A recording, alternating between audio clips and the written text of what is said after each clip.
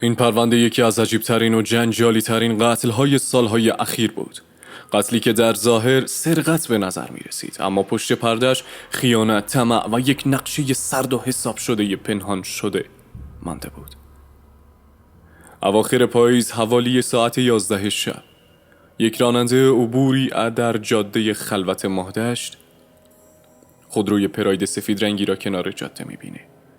چراغ‌های جلو روشن، در سمت راننده نیمه باز و هیچ حرکتی از داخل ماشین دیده نمی‌شد.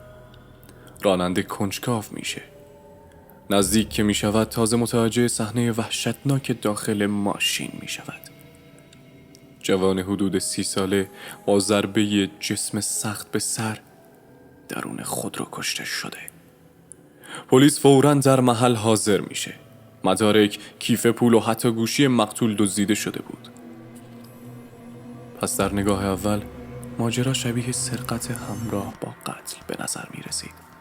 اما یک چیز از همان اول همه چیز را مشکوک کرد. قفل فرمان خودرو باز نشده بود. یعنی قاتل نمیخواسته ماشین رو بدزده، فقط میخواسته چیزی را از صحنه حذف کنه. پلیس هویت مقتول را پیدا می کند. امیر متأهل 10 ماه از ازدواجش گذشته، کارمند بانک. همسرش مهسا وقتی خبر قتل او را میشنود وحشت زده و گریان به کلانتری میرسد. او ادعا میکند که شب حادثه امیر برای دیدن یکی از دوستانش بیرون رفته بود، اما پلیس متوجه یک نکته میشود. مهسا دقیقاً نمیدانست امیر قرار بوده کدام دوست را ببیند. جوابهایش کلی نامشخص و ضد و نقیض بود. پلیس به سابقه تماس‌های امیر رجوع میکند.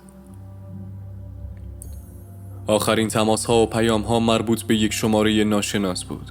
شماره‌ای بدون نام که شب حادثه چندین بار با امیر تماس گرفته بود.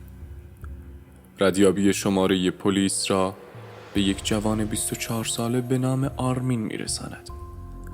آرمین در ابتدا میگوید فقط دوستی معمولی بوده. قرار بوده پولی به امیر قرض بدهد. اما پلیس به سرعت متوجه می شود که آرمین بی تجربه تر از آن است که بتواند قتل به این دقت را به تنهایی طراحی کند. خانه‌اش که بازرسی می شود، در گوشیش پیام‌هایی با یک نام زنانه پیدا می شود، مهسا. اما نکته اینجاست. مهسا ادعا کرده بود آرمین را اصلاً نمی شناسد، در حالی که در گوشی آرمین صداها و صدها پیام عاشقانه بین آنها وجود داشت. پازل کم کم کامل می شود. مهسا، همسر مقتول، آرمین، عشق پنهانی. پلیس حدس می زد این 2 نفر نقشه‌ای برای حذف امیر کشیدند. خبر این رابطه که به گوش خانواده امیر رسید، مادر مقتول اعتراف تکان دهنده‌ای کرد.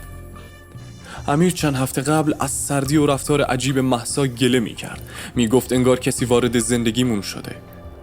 در ادامه بازجویی‌ها آرمین بالاخره می شکند و اعتراف می کند. اون شب مهسا زنگ زد، گفت امیر داره به رابطمون شک می کنه. گفت اگه کاری نکنیم همه چی خراب میشه. طرح نقشه.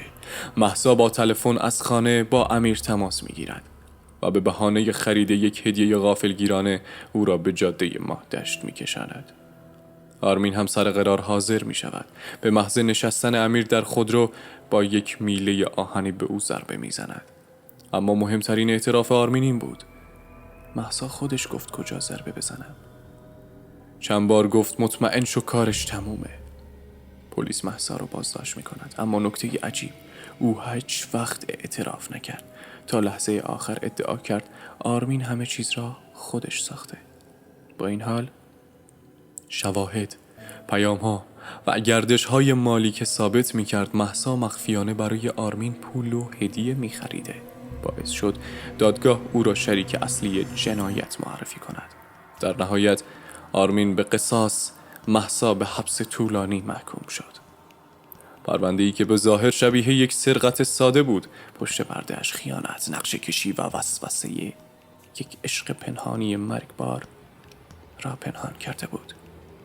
اینجا امینویره، دنیای ماجراهای وحشتناک و جنایی. پس حتما کانالمو ساب کن.